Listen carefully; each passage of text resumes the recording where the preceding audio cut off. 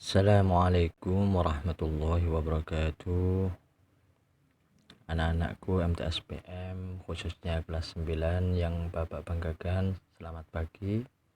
Bertemu lagi dengan saya Bapak Aulia Nada Rahman pada pembelajaran Aswaja.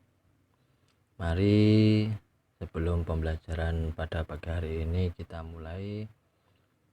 Kita sempatkan diri sejenak untuk membaca Ummul Quran yang kita tujukan untuk para masyayikh kita, para pendahulu kita, khususnya muassis Pondok Wali Songo, Hadratus Syekh Adlan Ali. Semoga hidup kita diberikan keberkahan, kemanfaatan, senantiasa dicurahkan rahmat, hidayat serta maunah Allah fiddini wa dunya wal akhirah. Ala hadhihi niyah al-Fatihah.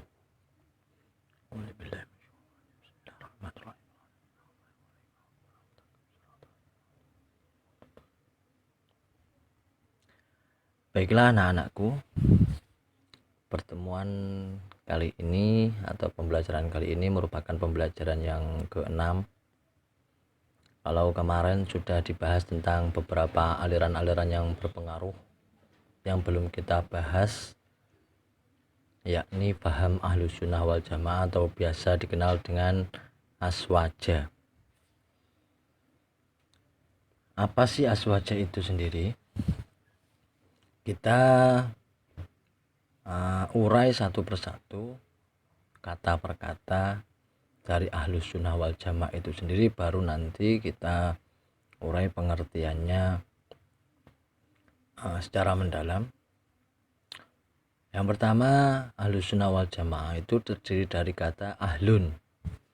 Ahlun itu bermakna kelompok, golongan, atau pengikut. Sedangkan sunnah itu biasa diartikan segala sesuatu yang berasal dari Nabi, baik itu perkataan, perbuatan, maupun penetapan. Perkataan itu nanti biasa dikenal dengan sebutan qauliyah, sedangkan perbuatan biasa dikenal dengan sebutan fi'liyah, sedangkan penetapan biasa dikenal dengan takririyah.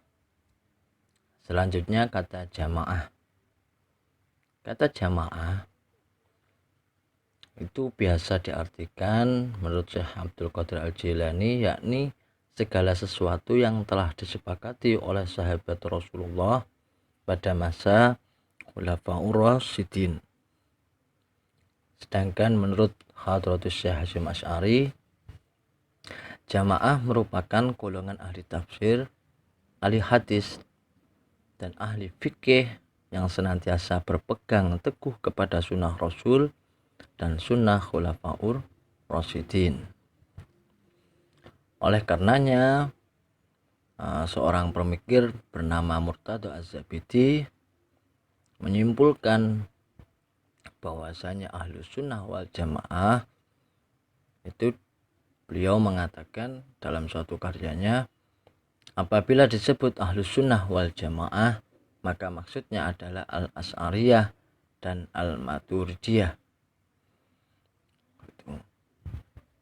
Karena apa? Karena ciri khas Ahlus Sunnah wal Jamaah yang membedakan dengan golongan yang lain itu ada 3 hal.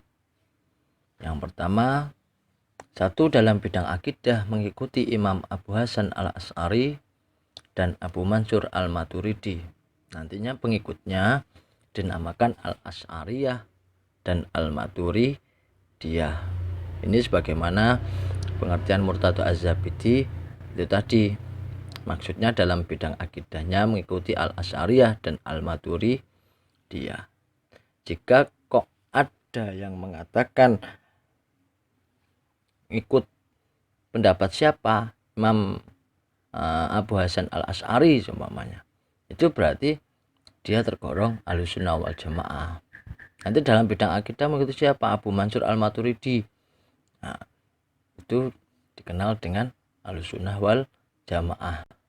Tapi kedua imam ini lebih memfokuskan dirinya kepada bidang akidah. Loh, apakah tidak menguasai bidang yang lain, Bapak? Menguasai. Namun, beliau lebih memfokuskan dirinya itu kepada bidang akidah. Kenapa? Karena dua tokoh ini hidup di masa perpecahan umat, yakni ketika muncul Mu'tazilah waktu itu yang dijadikan sebagai madhab resmi negara. Pada pembahasan yang lalu sudah pernah kita bahas. Nah, dua tokoh ini meredam perpecahan umat dalam bidang akidah sehingga akidah umat Islam itu tidak terpecah dan tidak dipaksakan. Nah, apakah tidak menguasai bidang fikih? Menguasai. Kalau Abu Hasan al-Asy'ari itu lebih cenderung kepada madhab Syafi'i, sedangkan Abu Mansur al-Maturidi itu lebih cenderung kepada madhab Hanafi. Nah, jadi dua tokoh ini tidak terus melulu terus dikatakan oh itu hanya akidah saja, fikihnya nggak nguasain. Oh tidak.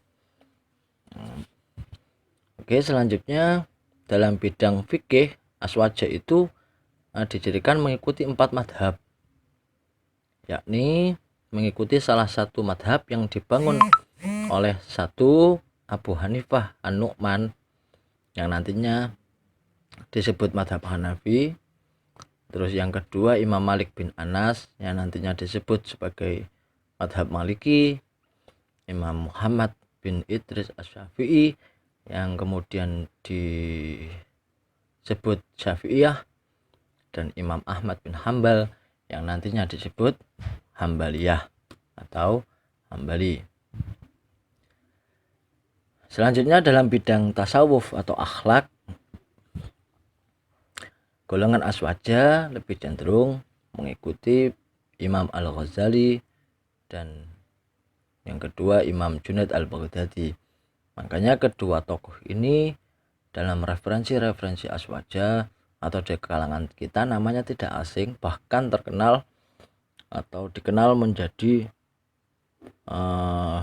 salah satu tokoh yang tercakup dalam 50 wali dunia. 50 wali dunia. Bahkan di dalam tradisi NU atau tradisi dulu Dzikrul Hafilin contoh umpamanya itu dituangkan dalam tawasul atau dalam wasilah untuk aktivitas Dzikrul Hafilin. Karena dua tokoh ini memang terkenal kewaliannya.